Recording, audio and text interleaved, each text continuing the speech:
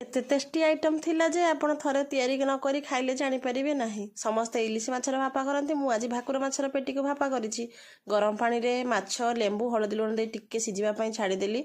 एठी पूरा नॉर्मल मसला रेडी करले, नडिया करा आ सरिष बेसर ताको बढ़िया के ग्राइंडिंग करली। तापर टिफिन बॉक्स उटे रेडी कर देली। टिफिन बॉक्स रे कटा पियाज टिके रसुण, जो रसुण टा कि सिझी गले बहुत खाइबा बढ़िया लागे। कंचा टमाटो हळदी लुण सरिष तेल माछ आ ग्राइंडिंग करथिया मसला दे देली। ऊपर टिके धनिया पत्र कंचा लंका देदेली, किसी सोरिष तेल ऊपर देदेली। देदेकी प्री हिट करने जो रखी गरम पानी से स्टैंड दे पूरा टिफिन बॉक्स को बसई ढाकुणी करी कभर छाड़देली अध घंटे।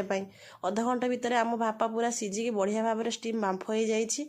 आपण मैंने विश्वास करेंगे जो टिफिन बॉक्स खोलिली, ओह कि बास्ना, जोटा कि मु सीना कहूँ आउ खाई बोली आपण मैंने भी थे टेस्ट करंतु बनईकिना। बहुत सुंदर इलिश माछटू भी बढ़ी यार स्वाद।